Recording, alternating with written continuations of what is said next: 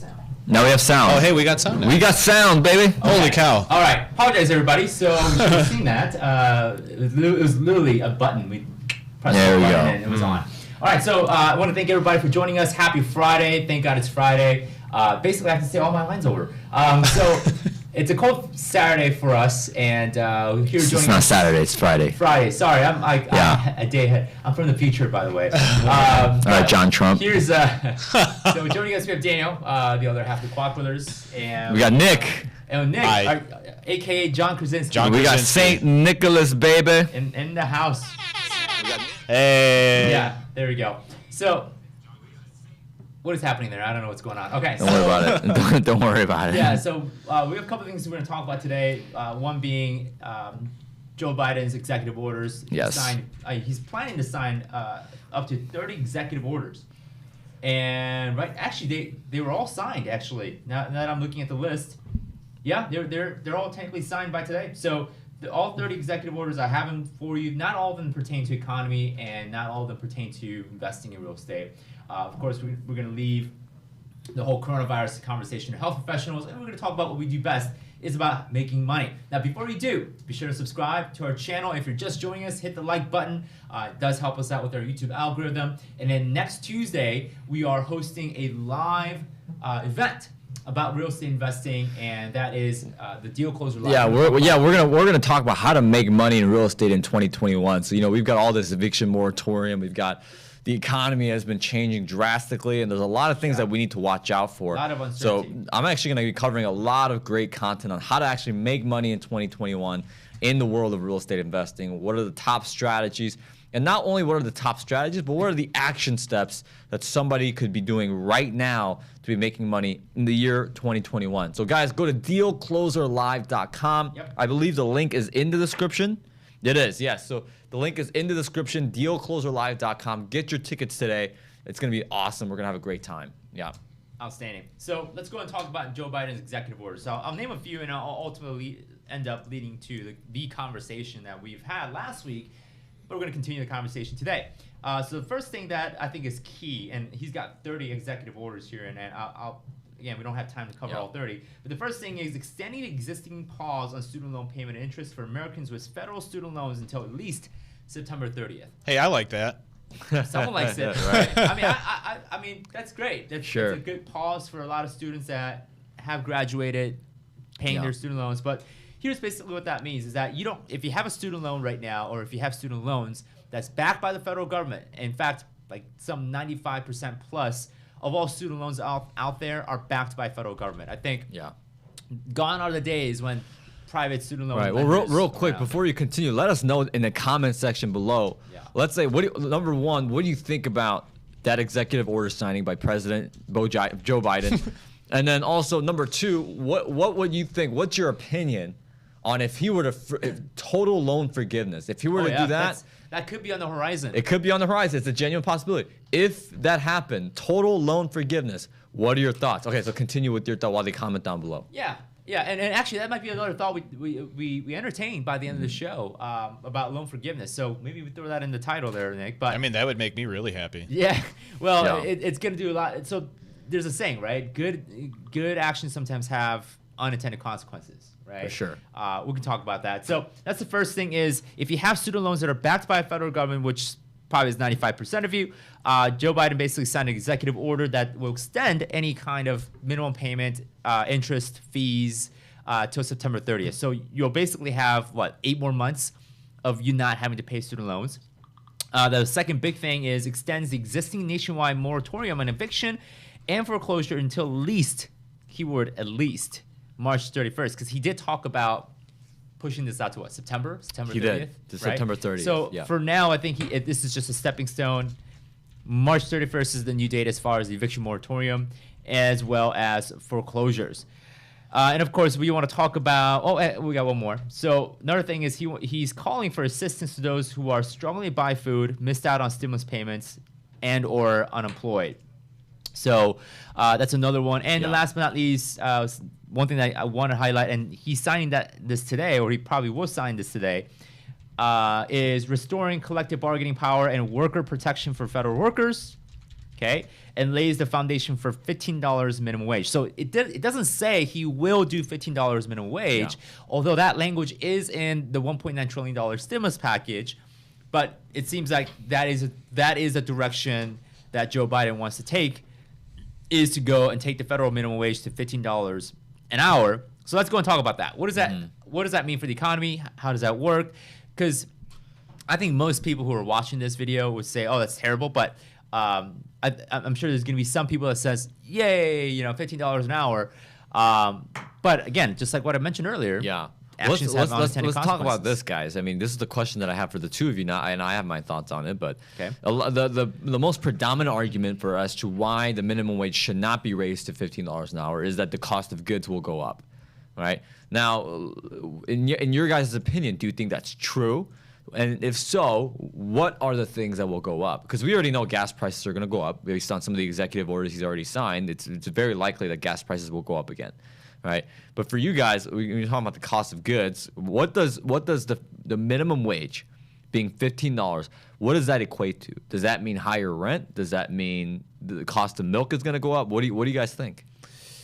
I mean, think about this. It pushes the threshold. I mean, now you're creating a bottom line for a minimal wage, right? Creating a new line, so to speak. So, I mean, that would almost, logically looking at it, that would almost certainly push the price of commodities, basic goods. Like, I could totally imagine a gallon of milk. I mean, what is gallon of milk now? Like $2.99, something like that. I drink almond milk. Yeah, I don't drink milk anymore, but I totally could imagine that going up to like $4.99. Sure. $5 a gallon for milk. I could see that happen if the minimum wage were to increase. Let's play a little game, right? I like games. Let's go yay or nay. Okay. And by the way, for those of you guys that are watching right now, there's about 54 of you guys here. You guys are more than welcome to participate. But what I'm going to do is I'm going to say an asset class or something. And it's for you guys to say yay or nay whether or not the price will go up because of the minimum wage being $15 an hour, right? Ooh, before we get into that, Yes. I got something. What's up, brother? Now, this is what I think. So I think frivolous things that you get from like Best Buy, Yeah. those are all going to either go down a little bit. Okay. Because we're kind of I believe the trade war with China is going to be completely done now. Yeah, I agree. I really think so. Yeah, when you got a president that's not gonna, well, in order for there to be a fight or in order for there to be a war, there has to be two conflicting, as opposed to a dog who's just gonna, roll over and show his belly. Right. So I think that, items like that, like Best Buy stuff, anything manufactured overseas is going to go down in price. But what's going to go up in price is what we're talking about here, domestic goods, food, all that stuff. Mm-hmm. Because I think it may actually stay the same. And why do you say that? Let me Because ask you why. so if your assumption is true, and if the trade war is done, and let's say we start showing favoritism to China, if the prices do go down, but then there's an equal force that's increasing the price, right? Because now like places like Best Buy, where they may have paid less for less than $15 as a minimum wage, now they have to pay $15 an hour, and that they're gonna have to try to push the cost or pass the cost to the consumer. So I can imagine, like, let's say this tablet right here, probably manufactured in China, right? If not, awesome. But I'm sure, let's say, hold on. Right now, let's say this tablet to buy from China or to manufacture from China costs $100, let's say, okay? But because the trade war is over or something happens, it goes down to $90 or $80 to produce this tablet. But now you got Best Buy saying, well, or Amazon, whoever is retailing and selling the tablet, is saying, well, now we have to pay our employees more, therefore we have to increase our margin. So they may just say, you know what, we're going to take that $10 back into our margin. We'll charge the same amount, right? Our cost to acquire the goods is less, but now we have a new cost of, well, we got to keep the employees hired, we got to hire at a higher amount, or we got to pay more. So I can actually see that staying the same. For most commodities, I think the price is going to go up. Sure. So here are my thoughts on it. Nick. I'm sorry, Nick. Did you? Because I have a very long. It's a Mondo thought.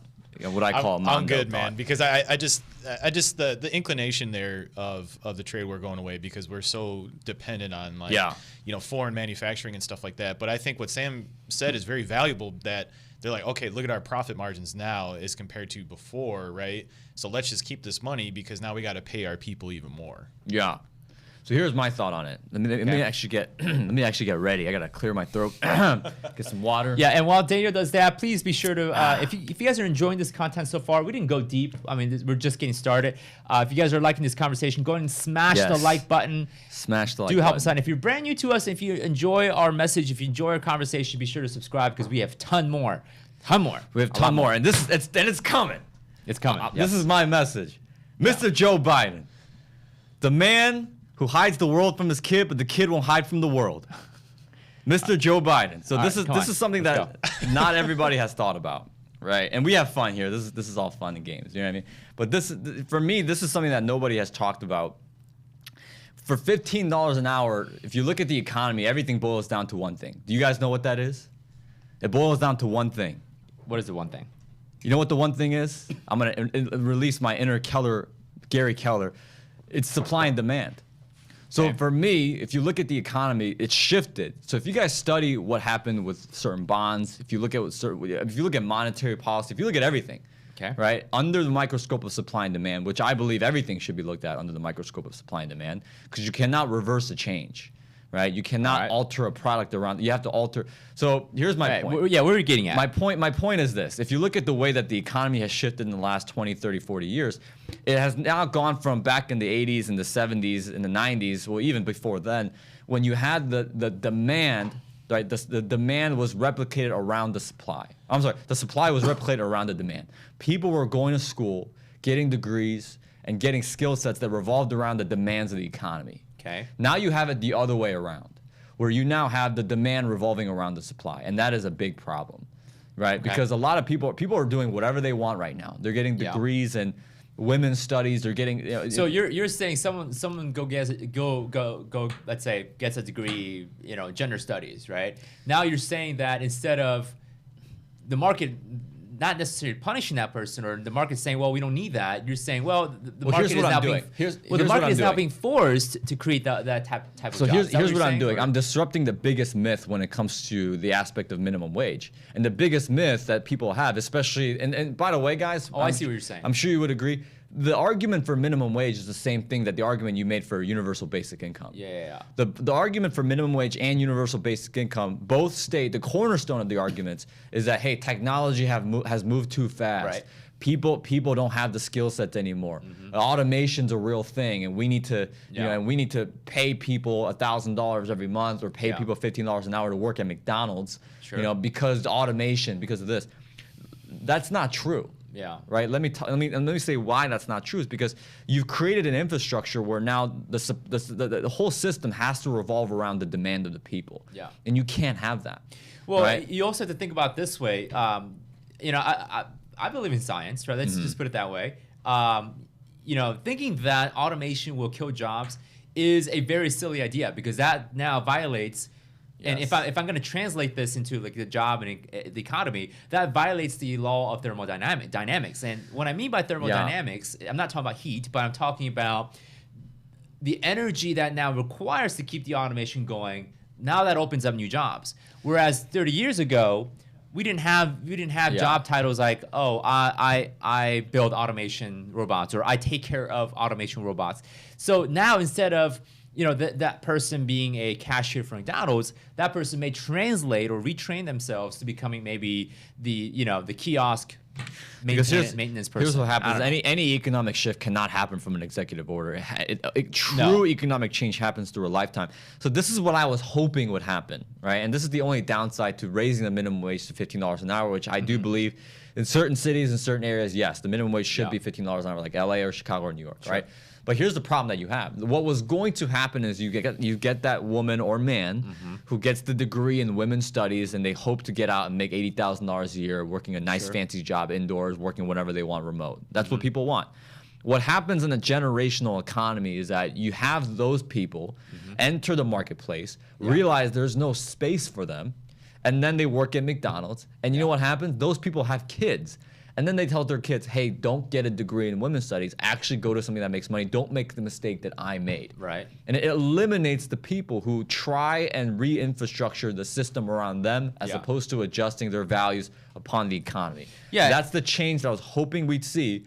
But under this new administration that does not look Yeah, like so it's gonna happen. this whole $15 an hour minimum wage thing is basically another version of universal income, right? And I see the argument because the argument is, well, if everyone has the minimum, then they can take care of themselves. But the problem is the minimum now becomes like it's one of those things where you will always have a minimum income. There will always be poverty. Because here's why: if someone who's making, let's say, $50,000 now is making $100,000, right? So let's push the right.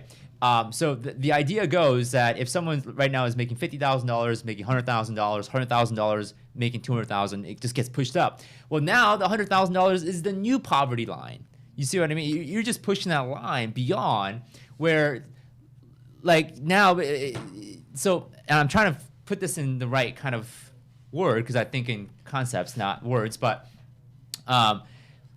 if all of a sudden, let's say someone making $50,000 goes to now $100,000, and the line gets pushed to where everyone that was once making $7 is now making $15 an hour, well, so does the prices. So if someone who's making $15 an hour now is all of a sudden having to pay a gallon of milk for $5 instead of $2.75, did that really solve the problem in the first place? Well, it's a never-ending cycle. It is a never-ending cycle. Let's put it in the context of real estate, right? So Yeah. if you're going to continue to raise the minimum wage, so I don't care what anybody says, the rents will go up. Oh, rents will certainly. If Yes, the minimum wage goes up, the rent will definitely go up. That is the one thing. 100%. That will 100% go up. I do not care what Bernie Sanders college you went to learn economics. And that's the stupid thing. But the rent will go up. I don't care what you say. And I agree with you. And that's the dumbest thing is because if the minimum wage goes up to $15 an hour, and if they're what they were paying as far as rent, it goes from $800,000. Well, that didn't solve any problem. They still have to spend more money.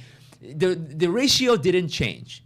Numbers changed. You gotta change the ratio. The ratio didn't change. You gotta change the and ratio, the way you change the ratio, meaning the way that you can get the prices to come down, or at least you make more money while the prices stay the same, the only variable that you interject and change is how much value are you providing to the economy. Mm-hmm. If you're not providing value to the economy and expecting more money, then you get that same effect of the goalposts moving, just like what Edwin said. Sure. Yeah, no, 100%. Right. Let's move on to the next topic because I think minimum wage is a very interesting thing, but a lot of things are still in the air right now. Yeah. Let's talk about what are some other executive orders that Biden signed that could potentially affect the economy or the housing market, for that matter. I got a list back here. Yeah, and I think I have the same list. It's from the CNN, right? Yeah. CNN made a big giant. What do you got? list. What do you got for us, Nick? So if we're looking economy, right? I'm looking at honestly everything's all ethics. Coronavirus. It's mostly coronavirus. Mostly right? COVID stuff. Yeah, right? and what Biden did a couple days ago, and I think this was either yesterday or the day before, he signed an executive order basically using the defense infrastructure, the military infrastructure to fight this virus. Didn't we do that already? That's what I was thinking, right? I was like, wait a minute, didn't Trump already declare state of emergency last year, like March? Yeah. Right, and we just passed the $1 trillion stimulus bill a couple weeks ago, and so I'm like, what's going on here? What's new, right? You know what I mean? Like what's new? And I feel like some of this stuff was already in place, but Biden's like, well, let's push it up a notch, right? Mm-hmm. I mean, it's something that is new, and I mean, personally, I'm kind of annoyed by this, and that is that they're gonna mandate a 100 days of masks. And I think let's get real. Nobody likes wearing masks, right? I do because I'm kind of an introvert. Okay. Nobody likes wearing masks. I think it's the question of what are we wearing the mask for, right? I think some people are saying, hey, let's wear a mask to protect the people. That's great. There's also another group that says, well, wearing a mask doesn't do anything. So yeah, I think everyone hates wearing masks. I think. Yeah, it basically comes down to. I'll tell you what. I mean, we're not medical professionals or medical expert by any means. So let's dip out of the conversation. But it seems like there's not a lot of executive orders that this guy has signed in the last day of him being president that really affects the housing market. But let's talk about what's going to happen to the housing market in 2021. Well, he did. He signed the eviction moratorium as well as the mortgage foreclosure. Sure. Foreclosure moratorium. Yeah, but beyond we've already kind of discussed that. But you know what? Let's talk about the eviction moratorium, right? Yeah. Let's talk about that for a little bit, right? What does that do? Well, that's a federal eviction moratorium that only covers properties that have been financed by or financed by a mortgage program that's backed by the federal government. So if it's Fannie Mae, Freddie Mac, FHA, VA, those are going to be subject to this federal eviction ban. Now, that doesn't seclude from state and local eviction moratorium, where it may not have those types of conditional clauses. But again, there's duality to this, right? Now, I got a question for you guys. So let's say eviction moratorium, all this stuff, that all expires, right? Okay. Now, and then let's say a year from now, what's the rental market going to look like? Oof. I think the price of rental rent may go up. How about from an investor perspective? You're saying rent is going to go up? May. But the other side of the argument is it may come down because of the amount of displacements. Yeah, well, what else could it do? I mean, it's either going to go up or it's going to go down. Right. It's not going to go sideways. Well, I think my question is, what's the I guess investor outlook for that? Yeah. So here's the thing. I think if we're going to feel a sting, like if we're talking about values dropping, by the way, if you're a homeowner, like you don't really need to worry about the value of your house dropping. Unless it's going to go over your mortgage balance that you currently have right now and you're underwater on the home, it's really not going to affect you that much per se, right? I mean, unless we have a 2008 where houses just plummeted, which I don't know. I don't think, we're seeing the same thing necessarily in 2008, because in 2008 we saw a lot of abandoned homes. We saw that a lot. We saw an exorbitant amount of people buying 4, 5, 6 homes when they really shouldn't have. And guys, let's be real, right? Can we talk about this for a second? The amount that, I heard this quote, people says that we use the money we don't have to buy things that we don't need to impress people that we don't even like. Yes. That's the quote I heard. But that right there, in my opinion, was the cause of the 2008 crash, in my opinion. Yeah. Keeping up with the Joneses? Keeping up with the Joneses. So you got the dudes with, and I've got people in my life where they're like, they've got motorcycles, they've got 3 homes, and I'm like, dude, you don't even make 6 figures, and you got all those things going on. You're carrying so much amount of absorbent debt, trying to keep up with trying to look good, as opposed to actually living good. So, I mean, in my opinion, I don't see the same thing nowadays. Okay. The causes and prices. So you got to think about this. So in 2008 and even now, there's low inventory in both case scenarios, right? But it's almost a reverse effect. So you still have the same amount of low inventory, but it's just it's different this time. So back in 2008, you had a low inventory that caused prices to go up, values to go up, because you had so many houses being bought by just one person, right? And so a lot of houses were just, it's not that the inventory was necessarily low, but it's just that a lot of homes were just being bought. Yeah. So I mean, yes, in many facets you still have low inventory. Nowadays you have low inventory because there's simply just not enough houses. Yeah. Well, so this morning I read an article in preparation for this conversation. There were, and I don't know if this is talking about a local market or a nationwide market, but something to the effect of 23,000 homes. 23,000 fewer homes were built in 2020. Than the previous year. Yeah, well, I mean, there's a lot that contribute to that, right? Like the cost of wood doubled at one point in 2020. There's a lot of, there was an embargo, I believe, between U.S. and Canada when it came to building goods. So wood, I heard about that. And metal. I don't know if it was an official embargo, but there was at least a stoppage. And obviously, due to the pandemic, you necessarily didn't have as much, people building. Here's what I think. Yeah. I think either in 2021, I think if you look at the 12 months between, and this is actually my official prediction. Okay. I think if you look at the last 6 months of 2021 and the first 6 months of 2022, I think we're going to see record highs in homes being built. Record highs. I can see that. Right. No, it will happen. Yeah, I think so. Well, down the street from me, they're developing like 300 homes on a golf course that they bought out. Yeah. Yeah. But I almost feel like, will that get sandwiched by the fact that if there's a market crash, let's say there's more, like the thing that I am not necessarily concerned about, but this is more of a curiosity thing. Like there's all like what you were saying, there's going to be all kinds of new development happening, new inventory, new homes going to be built. But what happens if all the foreclosures and short sale inventories that could have happened in 2020, they were stopped because of this whole foreclosure moratorium? What happens, right? Because now they're going to be the new developments are going to be sandwiched. So here's what right? people think. So the myth is that it's going to crash, right? It's like a Jenga block. It's going to crash, happen all at once. Yeah, and that's not necessarily true. Okay. If you look at even the process of an eviction, there's multiple steps that take time. You know, so it's, if anything, it's going to happen in waves. You know, the houses will go back into inventory in waves. Sure. And throughout that process, you're going to see a lot of realtors and brokers say, oh, you know, the market's still hot. You know, everyone should still buy. Everyone should still, you know, transact. But you know, we're gonna be fine. We're gonna be fine. And it's gonna be like boiling a frog. You know, it's gonna be hotter and hotter and hotter and hotter until it reaches that absolute threshold. Which that's what happened, right? In March of 08, when Bear Stearns, you know, faced their big crash, that's what really triggered a lot of the media outlets, triggered a lot of things. You know, Lehman Brothers. And by the way, here's another myth that a lot of people don't talk about is that, you know, the reason why Lehman Brothers and Bear Stearns, they had their big collapse is not because of the recession. It's because it was the lack of repo market that we see today. So, you know, let me explain real quick what the repo market and actually how it translates to real estate.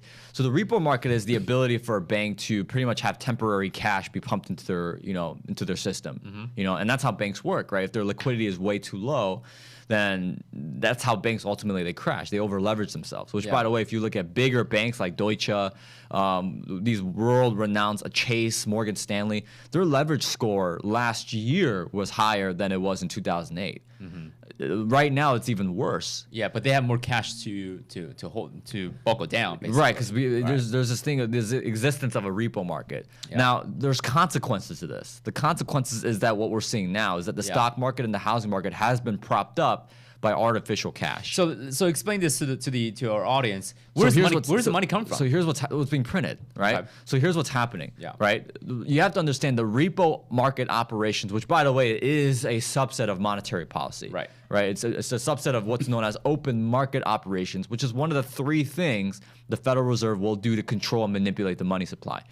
But here's what's interesting. The repo market and the money being printed right now is a very temporary aspect, meaning that it's going to be gone. The money will be spent, right? And they will have to account for what's going to happen. So that artificial cash is what boosted up the housing market. It's what boosted up the stock market. The stock market, in my opinion, is more inflated than the real estate market. But eventually, because that money is temporary, it's going to be gone. And and to some degree, it will be some type of a crash. But the way it's going to happen, I'm saying, is going to be an absolute threshold. It's going to be a slow wave. It's going to be a slow process. So here's what investors need to pay attention to. So if you're one of the 126 people watching right now, and you're somewhat interested in real estate, you need to pay attention to what's going on with monetary policy, what is happening to the value of cash, what is happening to open market operations, which, by the way, I count stimulus as part of open market operations. Yeah, you're pumping cash. It's exactly what you're doing. So we need to pay attention to how that affects the markets. That's what we need to pay attention to right now.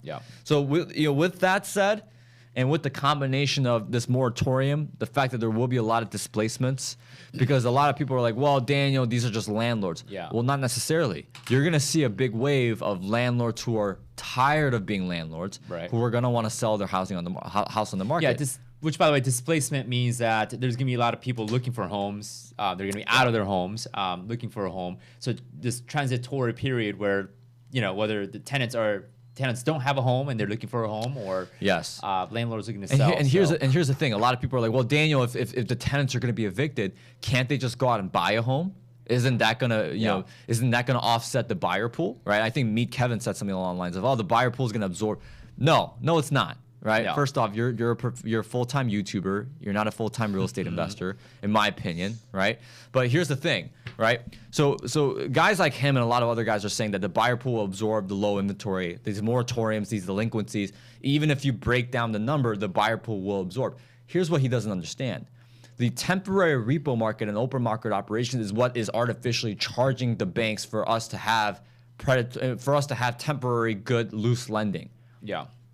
Repo market, temporary money goes away, the banks will tighten up. The banks will stop. The banks will tighten up. And good luck getting a mortgage with an eviction on your record.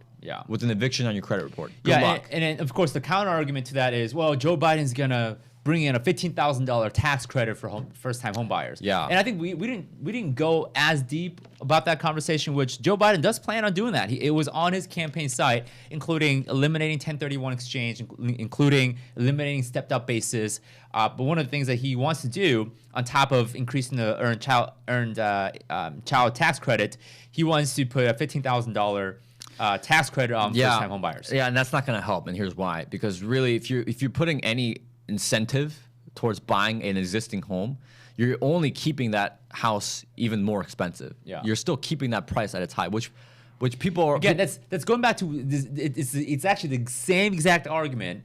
As the $15. Well, yeah, you're just moving the goalpost. Yeah, right? $15 minimum wage. I mean, eventually you're gonna have to face the music. Yeah. You know, in my opinion, the best thing, right? So Matthew Green says, you know, he says, you support live in debt and die in debt. Well, no, not necessarily. I'm just saying at one point we're gonna have to face the music. And continuing to live in debt is kicking the can down the road. Right. I am not in support of that. Right. And then the problem with, and my this is my thought, in my opinion, $15,000 tax credit, great. But if I was a seller of a property, oh, you mean to tell me I can bump up my sales price by $15,000? That's great. That's awesome, right? Because now it's kind of it's one of those things where, you know, if everyone's getting paid $1,000. Well, why not? You know, this cup that I was charging for $15, why not charge it for $1,015? Well, here's the thing. Here's the point that I'm making. That $15,000 one is not going to affect the real estate market as much as people think, because we're talking about, you know, my argument is that not only is the low inventory, the increase in inventory is not going to be absorbed by the buyer pool. Yeah. What I'm saying is the buyer pool is going to significantly decrease because you're saying lack of financing is the issue.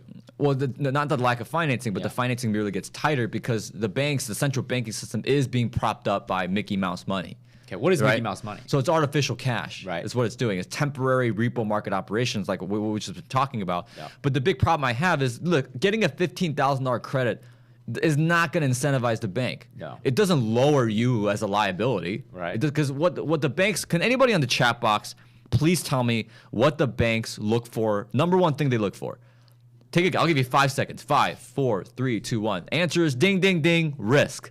Right? You getting a $15,000 credit to buy a home as a first-time home buyer does not decrease your ability as a risk. Yeah, it does not do that. Yeah, and again, you know, if all first-time home buyers are getting a $15,000 credit, why don't I jack up my price? So here's the problem, right? So it doesn't lower the price anymore. No, it makes affordability even harder. It makes it harder, but it also does not help with the financing. So you're actually doing the opposite of what you actually want to do, is you're keeping prices extremely high in a stage where inventory is going to increase, and also in a stage where the buyer pool is going to get less. You know, it's not going to help. It's actually going to do the opposite. Yeah. Right? Again, I'm going to repeat the solution that I said last week. Joe Biden, if you're watching, which I highly doubt you are because you're probably sleeping, but if you want to change the economy, incentivize real estate developers to actually build single-family homes. Right. Incentivize.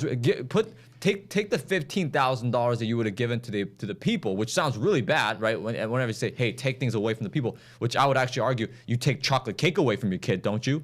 At 9 p.m. at night, right? You take the keys of the Ferrari away from your 14-year-old kid who just got a permit, you know.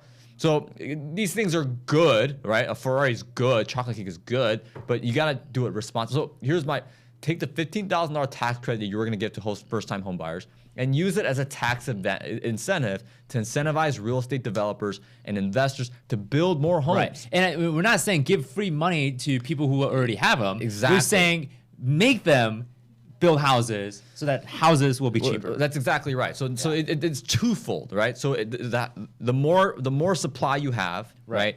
The supply then goes from a commodity then to a regular supply. Right. The more houses you have, the lower the housing prices go by default. Now, here's what's great, right? The lower the housing prices get, the easier it gets for the people to get a loan. Yeah, and that's how you solve the affordability crisis. So it not only solves the affordability, but it solves the bigger picture. Yeah. It eases the central banking system to go from the temporary repo market artificial cash to now going back to traditional banking regulations. Right. And that's what that's the big caboose. And a good case study is California, right? In California, it's virtually impossible. And I'm not saying it's impossible, but it's virtually impossible to build new housing units, especially in Southern California, because the amount of red tape, the amount of taxes you have to pay, the amount of fees, it's insane. Like, just to even get the process started to build a new home in California. And here's the thing. Super expensive. And you're helping the people, because the more houses you have, the lower the price gets. Right. The easier it is for you to get financing. Because let's be real, it's easier. A kindergartner can say it's easier for you to get a loan on a house that's $150,000 than it is a $200,000. Right. So here's what you're doing. You're not only lowering the risk for the bank, which incentivizes banks to do more mortgages, to make more business. It brings the business banking and the central banking system back on the original course of traditional banking and letting them grow, as opposed to receiving artificial cash up front. But what it does, it also lowers the mortgage payment for your average day American. Absolutely. So it actually helps the American people. Because you're now having them pay less, right? So instead of writing a $200 stimulus check, do that. If you incentivize real estate investors, you're having individuals pay $200 less on their mortgage by default. Yeah. That's that's $200 a month. That's $2,400 a year. Right.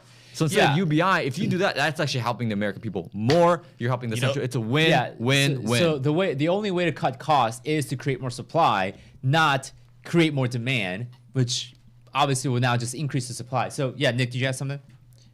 This sounds a whole lot like Reaganomics. Yeah, I mean, trickle down, baby. Well, here's the thing. So I would actually say it's not trickle down, because if you think about the idea of basic Reaganomics, for some reason I think of John Cena's Thuganomics, right? But when I think of Ronald Reagan's Reaganomics, it's top-down economics, meaning that you start from the wealthy to the bottom. Right. Real estate developers, for guys like, I mean, Sam, would you consider us to be wealthy? I mean, I think we're almost wealthy, but I mean, we do. 1%. Here's the thing: we do well for ourselves, right? But I'm not over here driving a Rolls Royce, right? I mean, I live in an apartment. I rent because I think it fiscally makes more sense. Yeah. But I mean, we're not the guys that are the billionaires and whatever. Yeah, I think the problem with Reaganomics is that you're just giving the money to the rich and expecting to make that decision. It's not going to happen. But I think so. This is a more balanced approach, which is, hey, we're going to give you money to do one thing. And if you don't do it, you're going to pay that money back. Well, here's the thing. The things that we're talking about, the idea that I just mentioned, it is a surefire thing, because you're not going from top to bottom. You're going left to right. Yeah. You're not going up, down. You're going side to side, right? If we have more houses built, there is no question the prices will go down. Oh, absolutely. And it actually empowers the lower class even more, because now they have options. So put it this way, right? For those who are still not getting it, right? Imagine there's 5 people in this room and there's only 1 water bottle, right? Only 1 water bottle, meaning it's scarce. Water is scarce now. Well, I think 5 people understand. Well, we gotta speak to the masses, okay? So the 5, but now let's say we have 10 water bottles. Well, each of the water bottle is worth less because there's more water available to everybody. So I mean that's very common sense, right? I think people at this point you'll be surprised that there's a lot of people without common sense these days. Yeah. So guys, it's pretty easy. The more guys, I'm sorry to tell you, if I have to explain that to you, then maybe you should go back to I don't know. You know what I mean? But the more houses there are, the less the houses are going to cost, right? I think we all understand. So here's the big problem, right? Here's the big problem. The most thing that I am worried about in that idea is if the banks tighten up, regardless of how expensive the housing prices are, right? If they still tighten up, that's the only caveat to this idea, right? Is if the housing prices get lower, people get mortgages for less, but the banks are still tightened up in terms of what they do, right? So that's the only caveat. But I see a lot of comments on here in regards to socialism, right? I don't know what about this idea that you think is socialism. It's utilizing free market theories to incentivize everybody to have everybody win. You know what I mean? Like, guys, here's the problem I have with socialism is that you're rewarding unproductivity. That's the problem I have with socialism. So what you want to do is you want to reward productivity. Again, I think part of the solution, and again, I don't have the insight for every single angle, right? It's just impossible for any person to do. But I think the closest solution that I can possibly think of is, again, what Daniel was talking about: incentivize builders to build houses, do give them tax credit or tax benefit. If they don't, then they owe that money back. And the reason why I brought that up, the Reaganomics, because what you just said, developers equals money. So to layman people like me, simple people, when you see that, it's like, oh, money's going into the hands of somebody with money already. Right. You see what I'm saying? Yeah, and this already happened. You know what I mean? Like Trump already did this with opportunity zones. Yeah. Where he incentivized real estate investors to go into these rough areas and build, and they don't get taxed on capital gains as long as they rehab it. Right. Which, by the way, for those guys that don't know, capital gain only applies if the value of the asset increases. Right. So you're paying tax on the value increase of that asset, which is great, which is genius, right? Because you're pretty much saying, hey, unless you go in and rehab the property, only then will you get the tax incentive.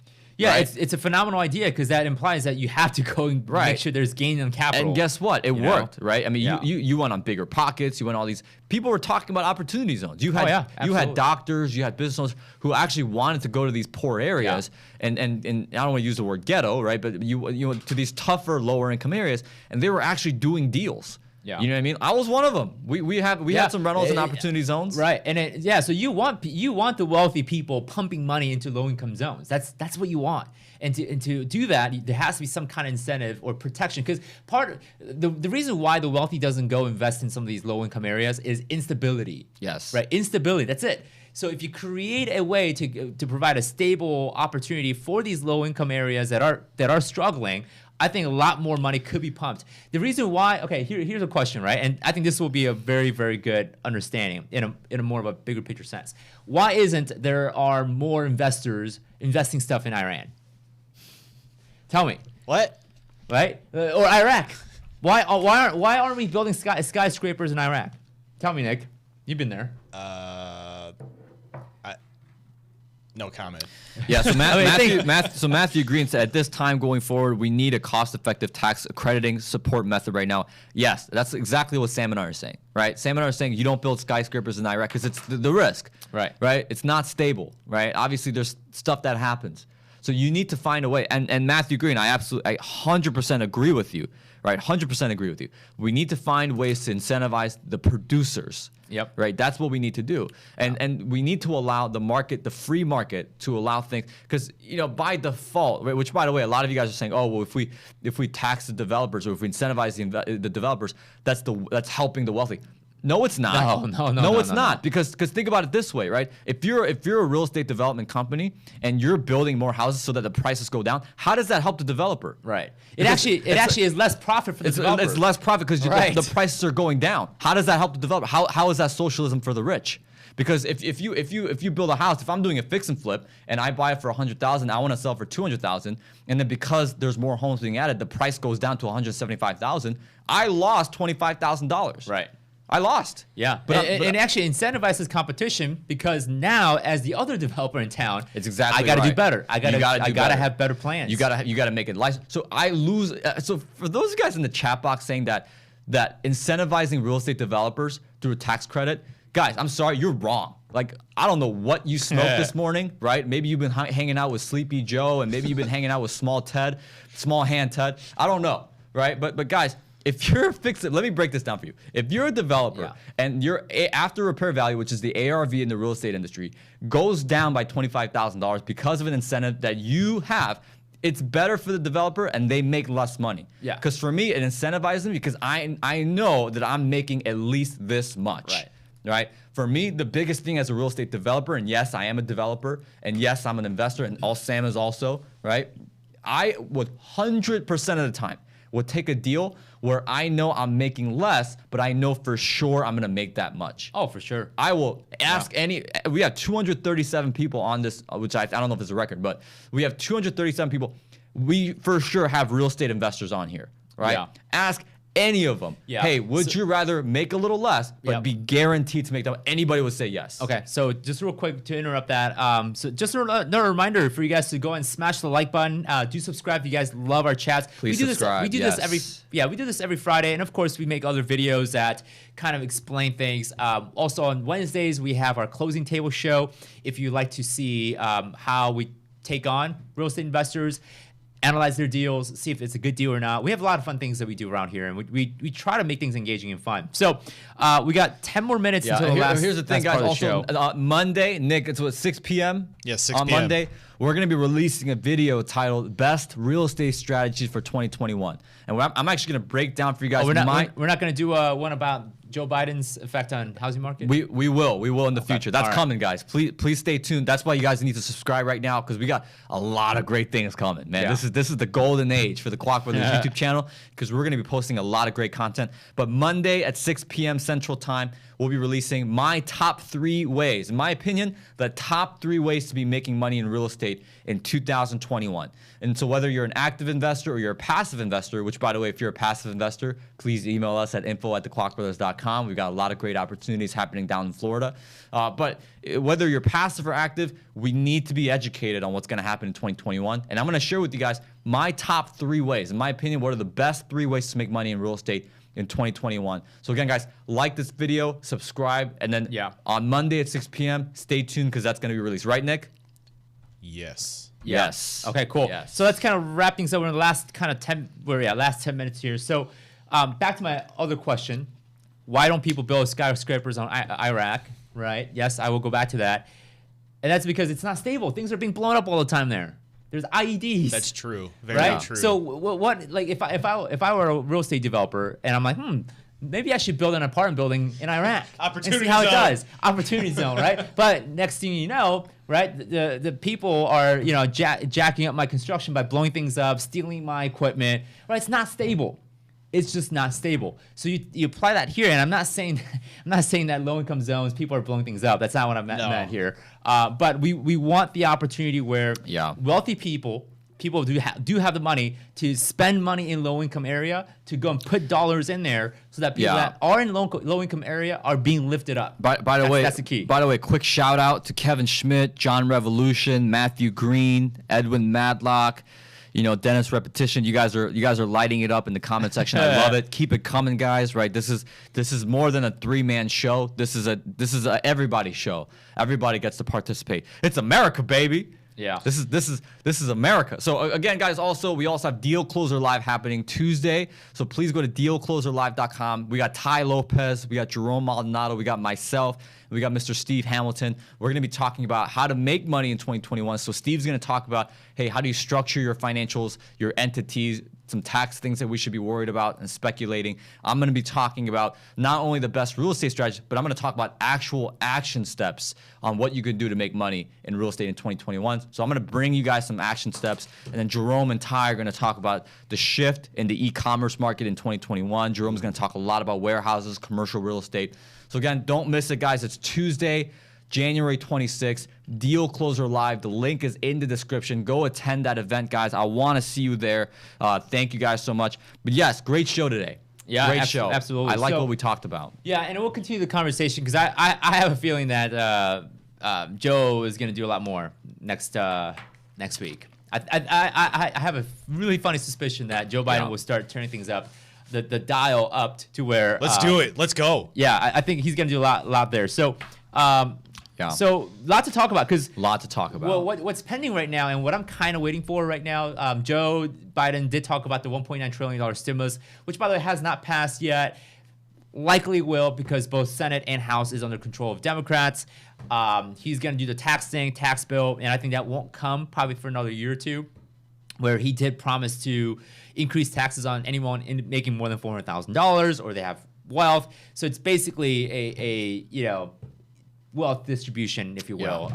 So we'll talk about that, what that impact is, how that impacts everyone, not just the wealthy. It's hurting everyone because now we're in this conflict of it's free market versus fiscal policy, right? So it's such a big, it's rubbing, right? There's a lot of conflict there, and because there's conflict, it's seesawing. Nothing's working. You got to let the market play out. And I love Matthew's comment. Everybody that's participating right now. You guys are absolutely right. I'm so glad we're all on the same page here. Mm-hmm. You got to let the market do its thing because eventually we will face the music, right? That crash is coming. Which at this point I'm almost thinking like, man, maybe that's what's best.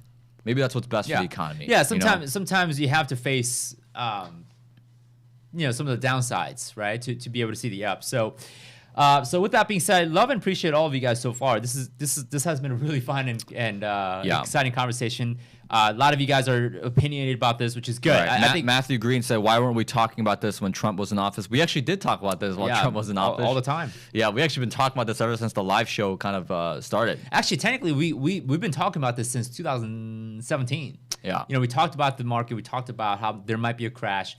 We've been kind of predicting this and tracking this since 2018. So this isn't new to us, right? We've been doing this for a while. Yeah. And having these type of conversation isn't new to us. So, but there is giving me a lot because And the reason I say there's going to be a lot is because Joe's going to do a lot of reversal of what Trump did. Well, whenever you have a big administration coming in, making a lot of changes, there are waves. There are ripples effects to that. Right. So there's a lot more to talk about. Yeah. Right. So, yeah, we're going to get a lot more. We're gonna have a lot more to talk about very soon here. So with that being said, do subscribe to our channel. We do this every Friday. We do this every Friday. Just having these raw, controversial conversation about what's happening in the economy, right? In the sense of you making money. How do you place yourself to where you're making more money and look, more we're not the media outlet. We're not here to get better ratings. We're not here to get make more money. That's not what we're here. We're here for the truth. And that's it. We're here to give you guys the truth. We're going to give you our raw, authentic thoughts, my opinions on things. I will give you, and by the way, guys, I mean, I want to be wrong. I really do. I mean, because I want to learn too. Right. You know what I mean? So again, keep it coming, guys. Join us again next Friday. Yep. We love having these discussions, and let's keep it going. Alrighty, absolutely, guys. Appreciate all of you. Thank you so much for joining in, and be sure to tune in every Monday and Wednesdays when we release our videos. Fridays we do our shows. Tuesdays and Thursdays we occasionally throw out some videos about he said in the comment he just bumped into our channel, something positive. Just smash the like button, and now he's a new subscriber. Hey, there we go. Hey. Welcome, John. John, yay, John Revolution. Yeah, he's gonna lead a revolution. That's what's gonna happen. So thanks, guys. Does he know Alex Jones? I don't know. Maybe. Hey, I'm gonna start the revolution. Yeah. All right, guys. Thank you so much for tuning in, Have a good weekend, y'all. Yeah, we'll see you guys next week.